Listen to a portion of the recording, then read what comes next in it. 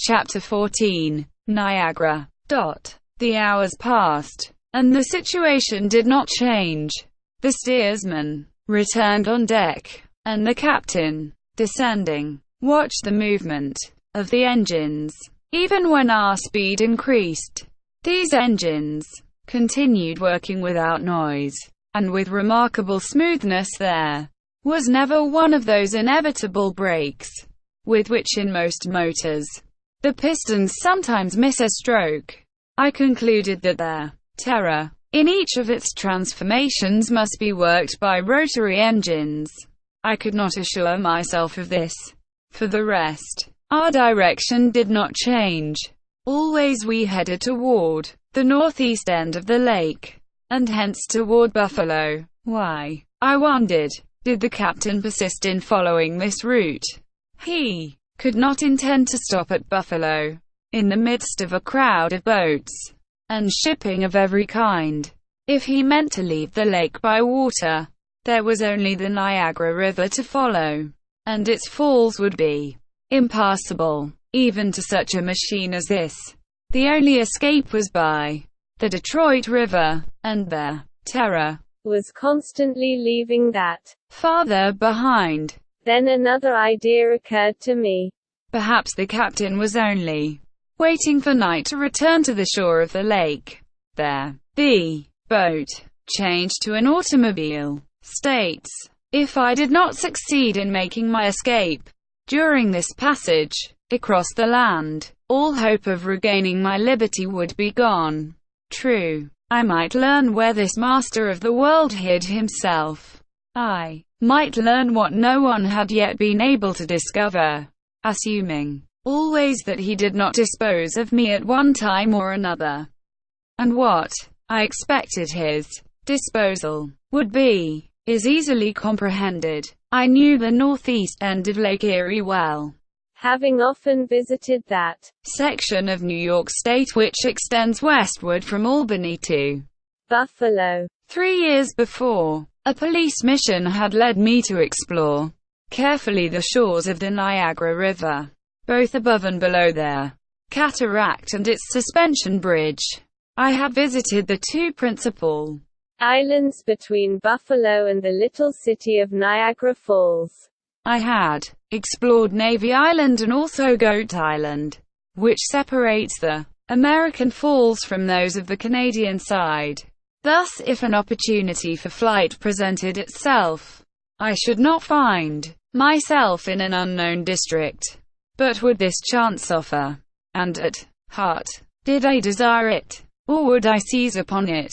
What secrets still remained in this affair in which good fortune, or was it evil fortune, had so closely entangled me? On the other hand, I saw no real reason to suppose that there was any chance of my reaching the shores of the Niagara River. The Terror, probably, she would not even go to the extremity of the lake. Such were the thoughts that spun through my excited brain, while my eyes remained fixed upon the empty horizon. And always one persistent question remained insolvable. Why had the captain written to me personally that threatening letter? Why had he spied upon me in Washington? What bond attached him to the Great Erie? There might indeed be subterranean canals which gave him passage to Lake Curdle, but could he pierce the impenetrable fortress of the Erie? No, that was beyond him. Toward 4 o'clock in the afternoon, reckoning by the speed of their Terror and her direction, I knew we must be approaching Buffalo. And indeed, its outlines began to show some 15 miles ahead. During our passage, a few boats had been seen, but we had passed him at a long distance, a distance which our captain could easily keep as great as he pleased. Moreover, the Terror lay so low upon the water that at even a mile away it would have been difficult to discover her. Now, however, the hills encircling the end of Lake Erie came within vision beyond Buffalo, forming the sort of funnel by which Lake Erie pours its waters into the channel of the Niagara River. Some dunes rose on the right. Groups of trees stood out here and there. In the distance, several freight steamers and fishing smacks appeared. The sky became spotted with trails of smoke, which were swept along by a light eastern breeze. What was our captain thinking of in still heading toward the port of Buffalo? Did not prudence forbid him to venture further? At each moment, I expected that he would give a sweep of the helm and turn away toward the western shore of the lake, or else he would prepare to plunge beneath the surface. But this persistence in holding our bow toward Buffalo was impossible to understand. At length the helmsman, whose eyes were watching the northeastern shore, made a sign to his companion. The latter, leaving the bow, went to the central hatchway and descended into the engine room. Almost immediately the captain came on deck, and joining the helmsman, spoke with him in a low voice. The latter, extending his hand toward Buffalo, pointed out two black spots, which showed 5 or 6 miles distant on the starboard side. Then shrugging his shoulders, he seated himself at the stern without altering the course of their. A quarter of an hour later, I could see plainly that there were 2 smoke clouds at the point they had studied so carefully. Little by little the black spots beneath these became more defined. They were 2 long, low steamers, which, coming from the port of Buffalo, were approaching rapidly. Suddenly it struck me that these were the 2 torpedo destroyers of which Mr. Ward had spoken, and which I had been told to summon in case of need. These destroyers were of the newest type, the swiftest boats yet constructed in the country, driven by powerful engines of the latest make. They had covered almost 30 miles an hour. It is true. The Terror commanded an even greater speed. And always, if she were surrounded so that flight was impossible, she could submerge herself out of reach of all pursuit. In truth, the destroyers would have had to be submarines to attack their Terror with any chance of success, and I know not if even in that case the contest would have been equal. Meanwhile, it seemed to me evident that the commanders of the 2 ships had been warned. Wells, who, returning swiftly to Toledo, might have telegraphed to them the news of our defeat. It appeared, moreover, that they had seen their Terror, for they were headed at full speed toward her. Yet our captain, seemingly giving them no thought whatever, continued his course toward the Niagara River. What would the torpedo destroyers do? Presumably, they would maneuver so as to seek to shut their Terror within the narrowing end of their lake where the Niagara offered her no passage. Our captain now took the helm. One of the men was at the bow, the other in the engine room. Would the order be given for me to go down into the cabin? It was not. To my extreme satisfaction. To speak frankly, no one paid any attention to me. It was as if I had not been on board.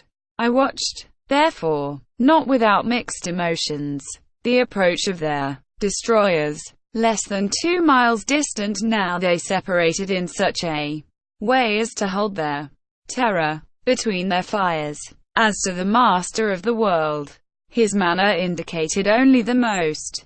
He seemed sure that these destroyers were powerless against him. With a touch to his machinery he could distance them, no matter what their speed. With a few turns of her engine, the Terror would dart beyond their cannon shots, or, in the depths of the lake, what projectiles could find the submarine? 5 minutes later, scarcely a mile separated us from the 2 powerful fighters which pursued us. Our captain permitted them to approach still closer. Then he pressed upon a handle. The Terror doubling the action of her propellers, leaped across the surface of the lake. Instead of turning in flight, she continued her forward course. Who knew if she would not even have the audacity to pass between her two enemies, to coax them after her, until the hour when, as night closed in, they would be forced to abandon the useless pursuit. The city of Buffalo was now in plain view on the border of the lake. I saw its huge buildings, its church towers, its grain elevators. Only 4 or 5 miles ahead, Niagara River opened to the northward. Under these new conditions, which way should I turn? When we passed in front of the destroyers, or perhaps between them, should I not throw myself into the waters? I was a good swimmer, and such a chance might never occur again. The captain could not stop to recapture me. By diving, could I not easily escape, even from a bullet? I should surely, perhaps, even their commanders had been warned of my presence on board their Terror. Would not a boat be sent to rescue me? Evidently my chance of success would be even greater if the Terror entered the narrow waters of Niagara River. At Navy Island I would be able to set foot on territory that I knew well. But to suppose that our captain would rush into this river where he might be swept over the Great Cataract, that seemed impossible. I resolved to await their destroyer's closest approach, and at the last moment I would decide. Yet my resolution to escape was but half-hearted. I could not resign myself thus to lose all chance of following up this mystery. My instincts as a police official revolted. I had but to reach out my hand in order to seize this man who had been outlawed. Should I let him escape me? No, I would not save myself.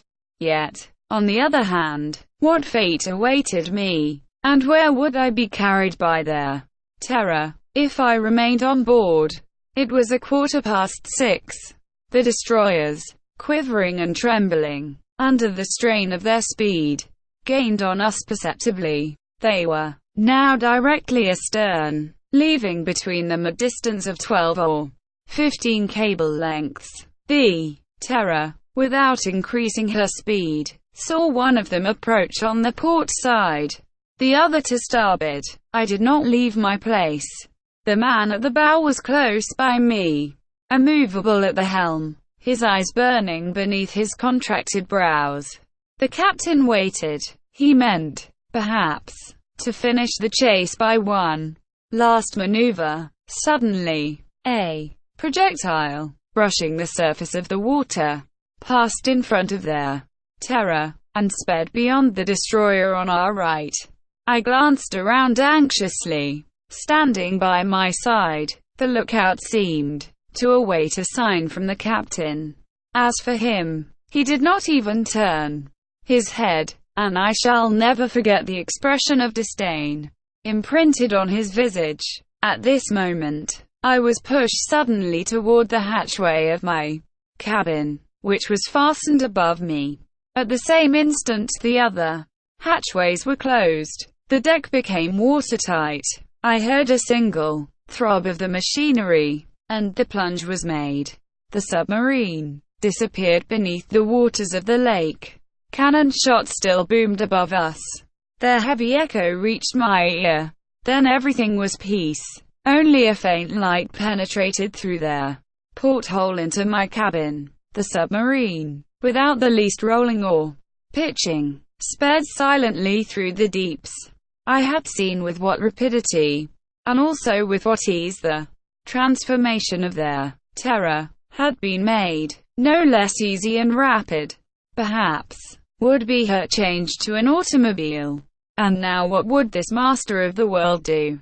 Presumably he would change his course, unless, indeed, he preferred to speed to land, and there continue his route along the roads.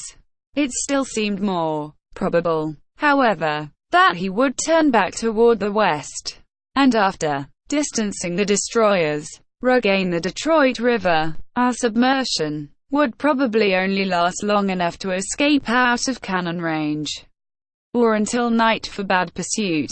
Fate, however, had decreed a different ending to this exciting chase. Scarce 10 minutes had passed when there seemed some confusion on board. I heard rapid words exchanged in the engine room. The steadily moving machinery became noisy and irregular. At once I suspected that some accident compelled the submarine to reascend.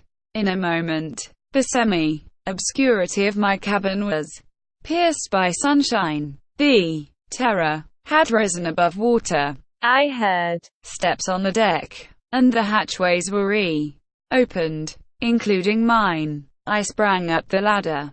The captain had resumed his place at the helm, while the two men were busy below. I looked to see if the destroyers were still in view. Yes, only a quarter of a mile away. The Terror had already been seen, and the powerful vessels which enforced the mandates of our government were swinging into position to give chase. Once more they sped in the direction of Niagara River. I must confess, I could make nothing of this maneuver. Plunging into a cul-de-sac, no longer able to seek the depths because of their accident, the Terror might, indeed, temporarily distance her pursuers, but she must find her path barred by them when she attempted to return. Did she intend to land? And if so, could she hope to outrun the telegrams which would warn every police agency of her approach? We were now not half a mile ahead. The destroyers pursued us at top speed, though being now directly behind, they were in poor position for using their guns. Our captain seemed content to keep this distance, though it would have been easy for him to increase it, and then at nightfall, to dodge back behind the enemy. Already Buffalo had disappeared on our right, and a little after 7 o'clock the opening of the Niagara River appeared ahead. If he entered there, knowing that he could not return, our captain must have lost his mind, and in truth was he not insane? This man who proclaimed himself, who believed himself master of the world. I watched him there, calm, impassive, not even turning his head to note the progress of the destroyers, and I wondered at him. This end of the lake was absolutely deserted. Freight steamers bound for the towns on the banks of the upper Niagara are not numerous, as its navigation is dangerous. Not one was in sight. Not even a fishing boat crossed the path of their Terror. Even the two destroyers would soon be obliged to pause in their pursuit if we continued our mad rush through these dangerous waters. I have said that the Niagara River flows between New York and Canada. Its width, of about 3/4 of a mile, narrows as its length, from Lake Erie to Lake Ontario, is. It flows in a northerly direction until it empties the waters of Lake Superior, Michigan, Huron, and Erie into Ontario, the last lake of this mighty chain. The celebrated falls, which occur in the midst of this great river, have a height of over 150 feet. They are called sometimes the Horseshoe Falls, because they curve inward like the iron shoe. The Indians have given them the name of Thunder of Waters, and in truth a mighty thunder roars from them without cessation, and with a tumult which is heard for several miles away. Between Lake Erie and the little city of Niagara Falls, 2 islands divide the current of the river. Navy Island, a league above the cataract, and Goat Island, which separates the American and the Canadian Falls. Indeed, on the lower point of this lateral stood once that Terrapin Tower, so daringly built in the midst of their plunging waters on the very edge of the abyss. It has been destroyed, for the constant wearing away of the stone beneath the cataract makes the ledge move with the ages slowly up the river, and the tower has been drawn into the gulf. The town of Fort Erie stands on the Canadian shore at the entrance of the river. Two other towns are set along the banks above the falls: Schlosser on the right bank, and Chippewa on the left, located on either side of Navy Island. It is at this point that the current, bound within a narrower channel, begins to move at tremendous speed, to become 2 miles further on. The celebrated cataract, the Terror, had already passed Fort Erie. The sun in the west touched the edge of the Canadian horizon, and the moon, faintly seen, rose above the mists of the south. Darkness would not envelop us for another hour. The destroyers, with huge clouds of smoke streaming from their funnels, followed us a mile behind. They sped between banks green with shade trees and dotted with cottages which lay among lovely gardens. Obviously their Terror could no longer turn back. The destroyers shut her in completely. It is true their commanders did not know, as I did, that an accident to her machinery had forced her to the surface, and that it was impossible for her to escape them by another plunge. Nevertheless, they continued to follow, and would assuredly maintain their pursuit to the very last. I marveled at the intrepidity of their chase through these dangerous waters. I marveled still more at the conduct of our captain. Within a half-hour now, his course would be barred by the cataract. No matter how perfect his machine, it could not escape the power of the great falls. If the current once mastered our engines, we should inevitably disappear in the gulf nearly 200 feet deep which the waters have dug at the base of the falls. Perhaps, however, our captain had still power to turn to one of the shores and flee by the automobile routes. In the midst of this excitement, what action should I take? Should I attempt to gain the shores of Navy Island? If we, indeed, advanced that far. If I did not seize this chance. Never after what I had learned of his secrets. Never would the master of their world restore me to liberty. I suspected, however, that my flight was no longer possible. If I was not confined within my cabin, I no longer remained unwatched. While the captain retained his place at the helm, his assistant by my side never removed his eyes from me. At the first movement, I should be seized and locked within my room. My fate was evidently bound up with that of their Terror. The distance which separated us from the two destroyers was now growing rapidly less. Soon they were but a few cable lengths away. Could the motor of the Terror, since the accident, no longer hold its speeds? Yet the captain showed not the least anxiety, and made no effort to reach land. We could hear the hissing of the steam which escaped from the valves of the destroyers, to mingle with the streamers of black smoke. But we heard, even more plainly, the roar of the cataract. Now less than 3 miles away, the Terror took the left branch of the river in passing Navy Island. At this point, she was within easy reach of the shore. Yet, she shot ahead. 5 minutes later, we could see the first trees of Goat Island. The current became more and more irresistible. If the Terror did not stop, the destroyers could not much longer follow her. If it pleased our accursed captain to plunge us into the vortex of the falls, surely they did not mean to follow into the abyss. Indeed, at this moment they signaled each other and stopped their pursuit.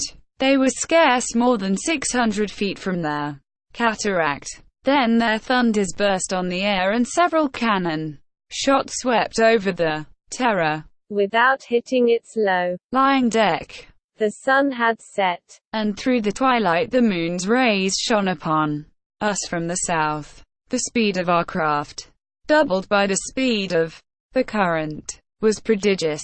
In another moment, we should plunge into that black hollow which forms the very center of the Canadian Falls. With an eye of horror, I saw the shores of Goat Island flash by.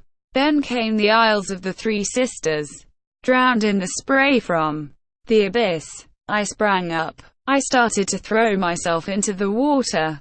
In the desperate hope of gaining this last refuge, one of the men seized me from behind. Suddenly a sharp noise was heard from the mechanism which throbbed within our craft. The long gangways folded back on the sides of the machine, spread out like wings, and at the moment when their terror reached the very edge of the falls, she arose into space, escaping from the thundering cataract in the center of a lunar rainbow.